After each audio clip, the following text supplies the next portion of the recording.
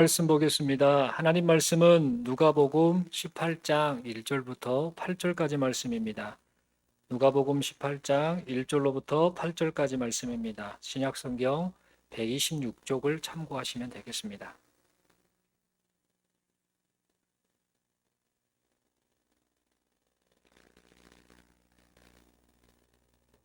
네, 우리 한 절씩 교독하겠습니다. 예수께서 그들에게 항상 기도하고 낙심하지 말아야 할 것을 비유로 말씀하여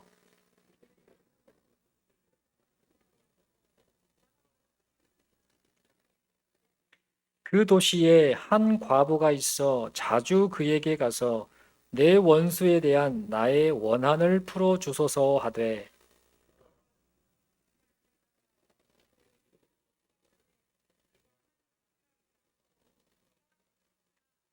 이 과부가 나를 번거롭게 하니 내가 그 원한을 풀어 주리라.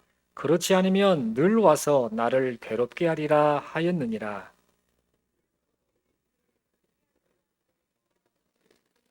하물며 하나님께서 그 밤낮 부르짖는 택하신 자들의 원한을 풀어주지 아니하시겠느냐? 그들에게 오래 참으시겠느냐? 내가 너희에게 이르노니 속히 그 원한을 풀어주시리라. 그러나 인자가 올 때에 세상에서 믿음을 보겠느냐 하시니라. 아멘. 드린 예물을 위해서 우리 함께 기도드리겠습니다.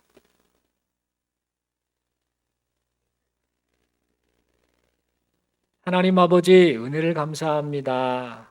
예수님 안에서 하나님의 자녀가 되어 이렇게 함께 모여 하나님 앞에 예배 드리는 특권을 허락하여 주심에 감사합니다. 우리의 일평생이 하나님 앞에 예배하고 하나님을 더 뜨겁게 사랑하는 그런 일평생 되게 하여 주시옵소서. 신앙 고백을 담아 하나님 앞에 이렇게 예물을 드립니다. 이 예물을 기뻐 받아주시고 이 예물을 통하여 하나님의 나라가 확장되게 하시고 이 예물을 통하여 하나님 그토록 원하시는 생명을 살리는 일들이 나타나게 하여 주시옵소서. 성도들의 삶이 날마다 기쁨이 넘치게 하시고 주님을 더 뜨겁게 사랑하는 믿음의 고백이 나타나게 하여 주옵소서. 형편을 아십니다. 어려움을 아시고 눈물 흘리는 것을 아시고 마음 아파하고 지쳐하는 것을 보고 계시고 알고 계시는 아버지 하나님, 은혜를 베풀어 주셔서 사랑하는 우리 성도들의 삶이 하나님으로 말미암아 만족하고 도와주시고 은혜 베풀어 주신 하나님을 향하여 감사 고백드리는 복된 인생 되게 하여 주시옵소서. 이런 놀라우신 은혜가 하나님의 은혜로 말미암아 되었다라는 그러한 간증이 나타나는 복된 인생 되게 하여 주시옵소서. 믿고 감사드리오며 우리 주님 예수님 이름으로 기도드리옵나이다. 아멘. 한 주간 동안 평안하셨습니까? 피난처 되신 하나님을 의지하시면서 한 주간을 그렇게 힘있게 잘 살아내셨을 거라고 생각을 합니다. 이 시간에 말씀 전하기 전에 우리 서로 이렇게 인사하겠습니다. 하나님이 함께 하십니다. 이렇게 인사하겠습니다. 하나님이 함께 하시니까 어떤 상황 속에서도 우리가 힘을 낼 수 있고 감사와 찬양과 또 희망이 넘쳐나는 그런 인생을 살게 될 줄로 믿습니다. 이 시간 저는 기도하고 있습니까? 라는 제목을 가지고 함께 하나님 말씀 받기를 원합니다. 여러분, 하나님의 나라는 눈물이 없는 곳입니다. 아픔도 없습니다. 사망이나 애통하는 것도 없습니다. 슬픔과 낙심이 사라지고 기쁨과 감사의 찬양이 넘쳐나는 곳, 그곳이 바로 하나님의 나라입니다. 하나님의 나라가 이와 같은 이유는 다름이 아니라 영생하시는 하나님께서 통치하시기 때문입니다. 우리가 이 하나님의 백성이 되었다라는 사실이 얼마나 큰 위로와 또 우리 삶의 희망이 되는지 모릅니다. 여러분, 이 하나님의 나라가 2000년 전에 예수님의 그 초림을 통해서 처음 오심, 이 땅에 오심을 통해서 우리 가운데 임하게 되었습니다. 그래서 누구든지 예수님을 믿고 의지하는 사람은 하나님 나라의 백성이 되었습니다. 요한복음 1장 12절의 말씀처럼 하나님께서 예수 그리스도를 영접하는 자, 곧 그 이름을 믿는 자들에게 하나님의 자녀가 되는 권세를 주시겠다라고 약속하셨던 그 약속의 결과가 바로 지금 이 자리에 모여 예배드리고 있는 우리들입니다. 몇백억을 주고도 살 수 없고 온갖 노력을 다해도 얻을 수 없는 하나님 나라 시민권이 하나님의 은혜로 말미암아 여기 모인 우리에게 주어졌습니다. 여러분, 이 사실을 생각하면 얼마나 감사합니까? 정말 감사하고 또 감사합니다 라고 하는 그런 고백만을 드리게 됩니다. 그러므로 우리는 이 자리에 함께하는 우리 모두가 얼마나 영광스러운 존재인가 라는 사실을 생각하면서 자부심을 가져야겠습니다. 나는 똑같이 인생을 살지만 하나님의 은혜로 하나님의 자녀가 되었고 영원한 하나님 나라의 백성이 되었다라고 하는 그 자부심을 가지고 이 세상을 살아갈 수 있기를 바랍니다. 그런데 여러분, 하나님의 나라는요 아직 완성되지 않았습니다. 이미 우리 가운데 임했으나 아직 완성은 되지 않았다라는 사실입니다. 하나님의 나라는 다시 오실 예수님의 재림 때 비로소 완성되기 때문에 아직 하나님의 나라는 완성되지 않은 상태입니다.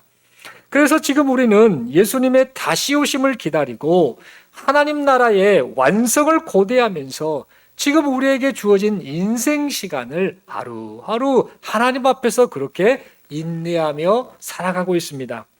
하지만 이 하나님의 나라를 기다리는 이 기다림이 좀 길지 않으면 얼마나 좋겠습니까? 빨리 하나님의 나라의 완성이 왔으면 좋은데 안타깝게도 지금 이 기다림이 계속되고 있다는 사실입니다. 벌써 2000년이라는 세월이 흘렀지요. 그리고 아직도 얼마나 더 기다려야 할지 그 누구도 알지 못하는 그런 상황입니다. 여러분, 그러나 중요한 사실이 있습니다. 하나님의 나라가 지금 점점 완성을 향해 달려가고 있다는 겁니다. 점점 그 하나님의 나라가 완성되어 가고 있다는 사실을 생각하면서 우리가 지금 이 하루, 이 시간을 지금 살아가고 있다는 사실입니다. 그러므로 우리는 하나님 나라 백성이라는 자기 정체성을 잃어버리지 않기 위해서 세상살이에 우리 마음이 빼앗기지 않아야겠습니다. 오늘 본문의 앞부분인 17장, 누가복음 17장의 말씀을 보면 우리 주님께서 하나님의 나라에 관해서 말씀을 하시고 있습니다. 이렇게 말씀하시면서 하나님의 나라를 기다리는 제자들에게 너희는 정신을 바짝 차려야 한다라는 그런 의미로 경고의 말씀을 해주셨습니다. 장차 주님이 다시 오셔서 하나님의 나라가 완성될 텐데 사람들이 다가올 하나님의 나라에는 무관심한 채 세상살이에 푹 빠져 있는 것을 너무나 안타까워하시면서 그렇게 말씀을 하셨던 겁니다. 어떤 모습이었는가?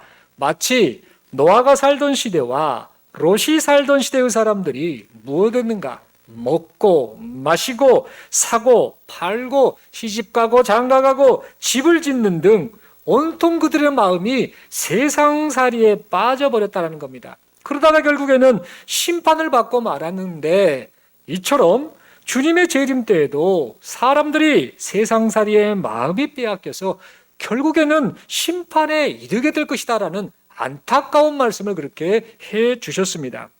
그러므로 우리는요, 완성될 하나님의 나라를 기다리는 성도로서, 하나님 나라 백성으로서, 그 나라를 기다리는 성도로서 우리의 마음이 세상에 빼앗기지 않도록 정신을 바짝 차려야겠습니다.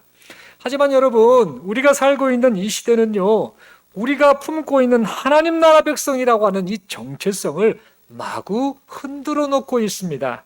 하나님을 부정하고 자기 멋대로 사는 사람들이 오히려 출세하고 있습니다. 오히려 성공하고 오히려 건강하고 오히려 장수하는 경우가 많아서 그들이 사람들의 부러움의 대상이 되고 있습니다. 그래서 세상 사람들이 이렇게 말합니다. 하나님이 어디 있대? 하나님의 나라가 어디 있대? 라며 완성될 하나님의 나라를 기다리는 우리를 비웃기까지 하고 있습니다. 그러다 보니까 우리도 모르게, 성도인 우리도 모르게 우리의 마음이 흔들리거나 처한 현실 때문에 낙심할 때가 있습니다. 그러나 우리 주님께서는요, 성도가 처한 현실을 다 알고 계십니다. 성도가 겪고 있는 마음의 고민과 고통을 다 알고 계십니다. 그래서 이런 우리를 위하여 힘과 용기를 주는 말씀을 지금 오늘 본문의 말씀을 통해서 우리에게 해주고 계십니다.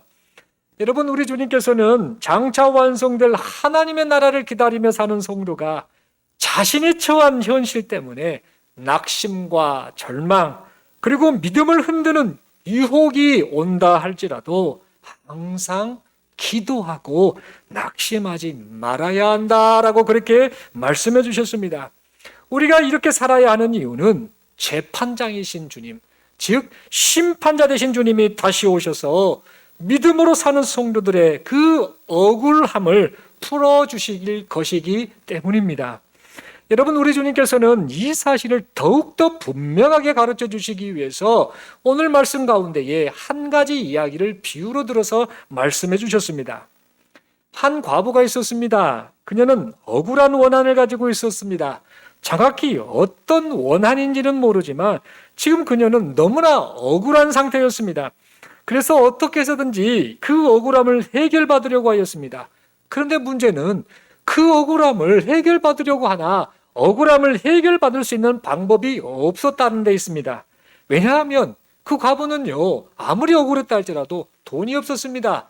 백도 없었습니다. 그저 가난하고 불쌍한 사람이었기 때문에 그는 그 억울함을 해결받을 수 있는 길이 전혀 없었습니다. 당시 이 과부들은 고아들과 함께 사회 가운데에서 비천한 존재로 여겨졌습니다. 그런데 이 본문에 나와 있는 예수님께서 비유로 말씀하신 이 과부 역시 예외가 아니었을 겁니다. 분명 사람들 보기에 비천한 자, 가난한 자, 돈도 없고 그저 사람들 앞에 내세울 것 하나도 없는 그런 존재였을 것입니다. 그런데 이 형편의 이 과부에게 더 큰 문제가 있었습니다. 어떤 문제인가?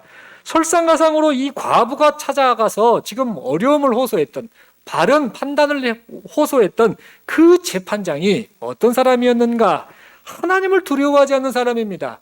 그 재판장이 사람을 무시하는 사람이었습니다. 다시 말해 매우 교만한 사람이었던 겁니다. 그래서 이 재판장은 평소에도 자기 내키는 대로, 자기 마음대로, 자기가 원하는 대로 그렇게 판결했을 사람으로 우리는 추측할 수 있습니다.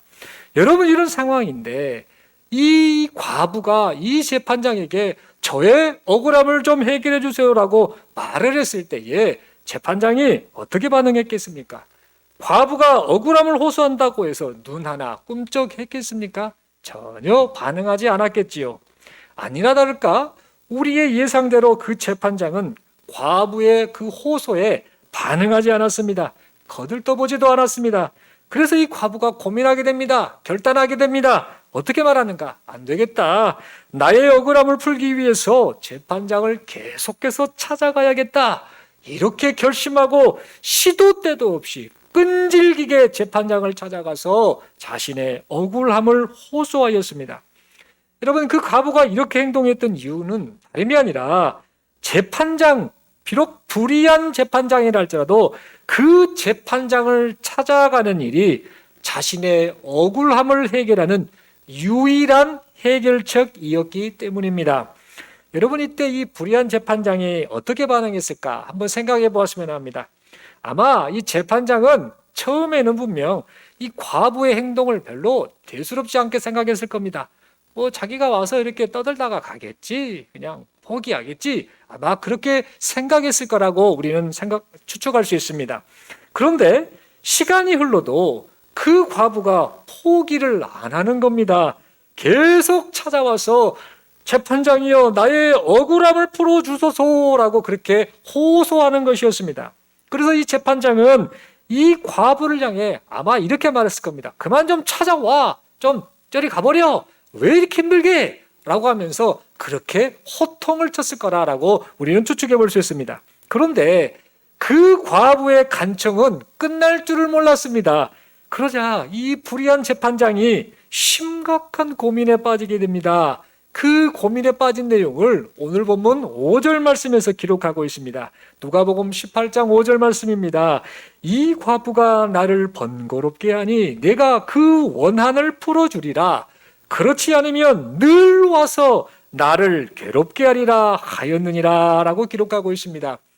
여러분, 이 말씀처럼 불의한 재판장은 지금 날마다 찾아와서 호소하는 이 과부 때문에 너무나 괴로웠습니다. 그래서 고민에 빠졌습니다. 만약 과부가 이런 행동을 멈추지 않는다라고 한다면 자신이 더욱 괴로워질 것을 알고 걱정하였습니다. 여러분, 오늘 본문의 5절 말씀을 보면 재판장이 속으로 과부가 자신을 괴롭게 하리라 라고 지금 그렇게 생각을 하고 있는데요. 이 괴롭게 하리라, 괴롭게 하다라는 말은요, 히브리어 원어로 휘포피아조라는 단어를 사용하고 있습니다. 이 휘포피아조라는 단어의 그 의미, 본래 의미가 뭐냐면 이 눈 밑에 급소죠. 이 부분을 주먹으로 때려서 가격에서 멍들게 하는 그런 특징의 단어입니다. 그렇게 한다는 의미의 단어입니다. 여러분, 눈 밑에 이 급소를 맞으면 얼마나 아프겠습니까? 그러니까 재판장은 지금 실제로 눈 밑에 급소를 맞았다라는 것이 아니라 계속해서 지금 과부가 자신을 찾아와서 억울함을 호소하는 것, 이 행위 자체가 마치 자기가 실제로 눈 밑을 가격당하여서 고통을 느끼는 것 같은 그런 지금 심정을 지금 겪고 있었다라는 사실입니다. 이렇게 날마다 찾아오는 과부로 인해서 재판장이 어떻게 반응했을까요? 결국 이 재판장은 과부의 끈질긴 간청에 못 이겨서 그녀의 억울함을 해결해 주었습니다. 여러분, 과부와 이 불의한 재판장에 대한 예수님의 이야기가 이렇게 끝마쳐졌는데요. 이때 이 이야기를 예수님께서 하실 때에 예수님께서 이 이야기를 제자들에게 하셨을 때 제자들이 무슨 생각을 했을까 한번 상상해 보았으면 좋겠습니다. 아마 이렇게 반응했을 것 같아요. 이야, 참 그거 잘 됐네요. 그 과부 참 끈질기네요. 그 끈질김이 대단하네요. 잘 참고 끝까지 그렇게 간청해서 그 문제를 잘 해결받았네요. 라고 그렇게 생각하지 않았을까 우리는 추측해 볼 수 있습니다. 그런데 여러분, 그때 예수님께서 과부와 불의한 재판장에 관한 이야기를 하신 진짜 예수님의 속내를 다음과 같이 말씀해 주셨습니다. 하나님께서 택하신 백성들아, 불의한 재판장도 과부의 끈질긴 간청을 듣고 그녀의 억울함을 해결해 주지 않았느냐.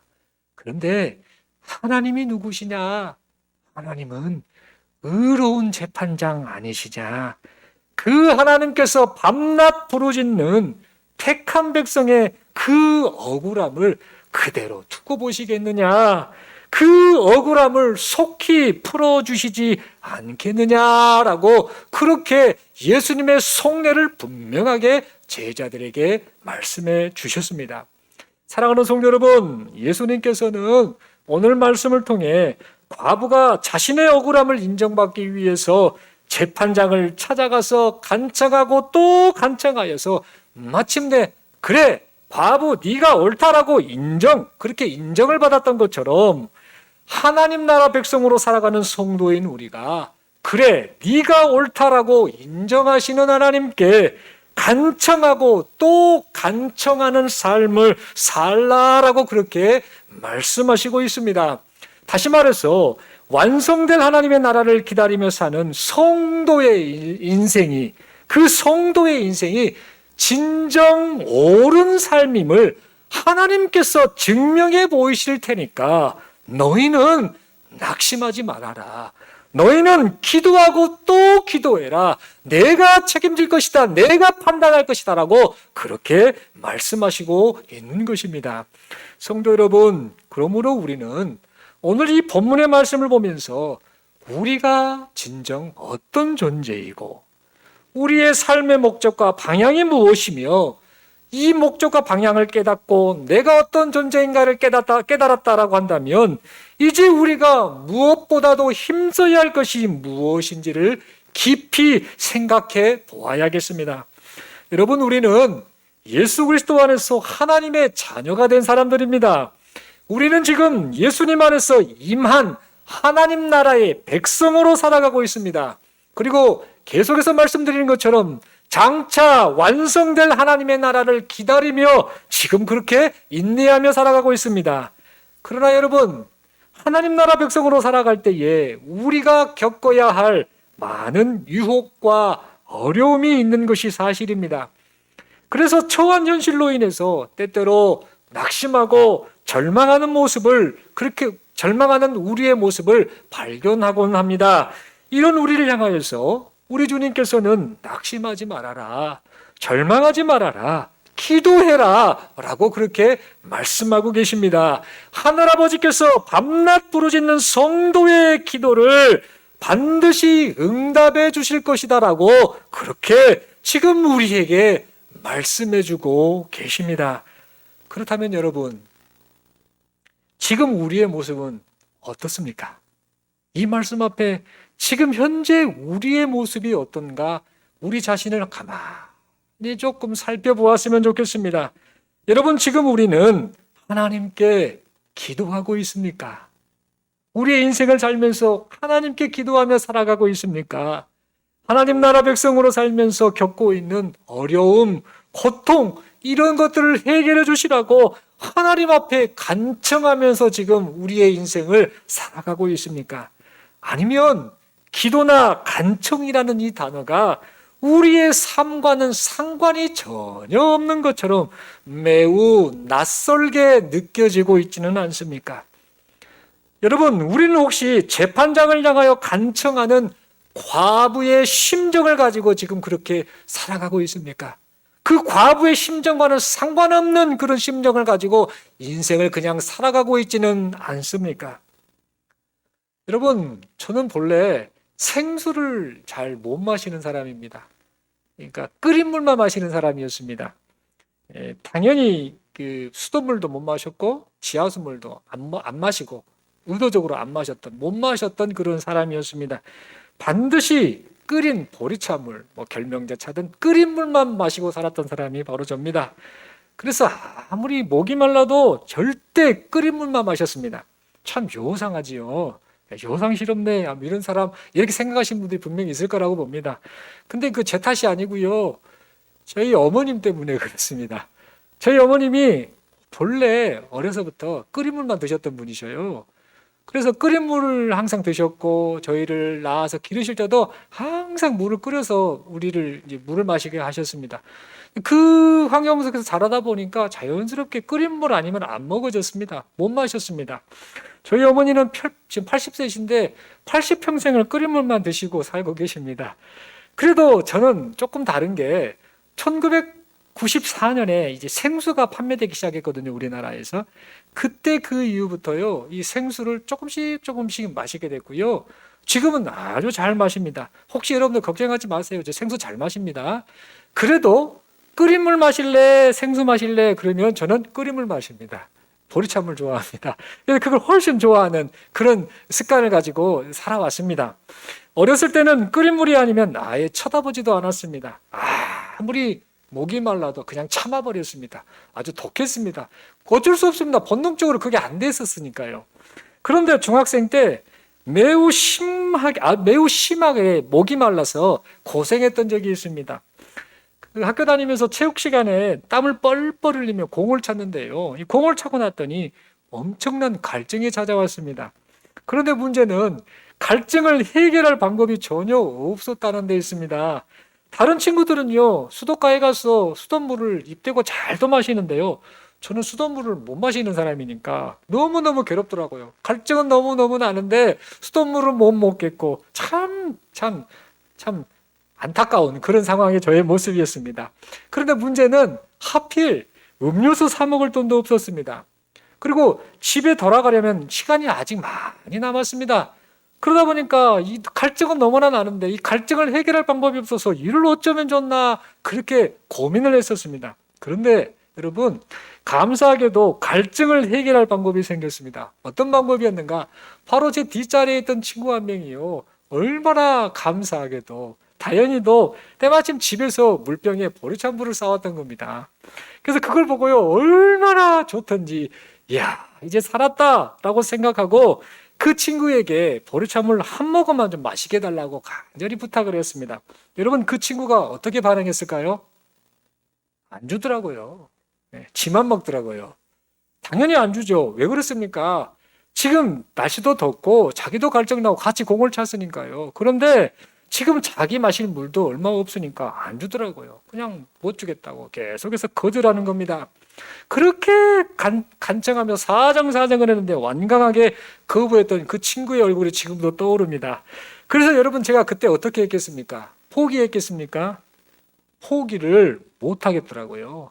아니 정확하게 말씀드리자면 포기가 안 되었습니다. 왜 그러냐면요.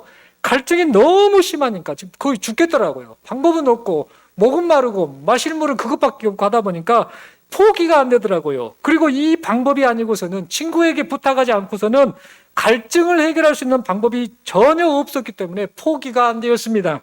오직 그 친구만이 저의 갈증을 해결해 줄 유일한 사람이었기 때문에 그 친구 앞에 더욱더 간절하게 간청했던 저의 모습을 기억합니다.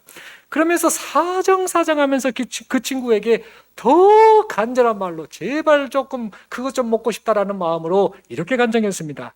어떻게 간청했는가? 친구야, 아따, 친구야, 물 한 모금만 주라. 아따. 이 아따라는 말을 얼마나 그렇게 말을 많이 했는지 모르겠습니다.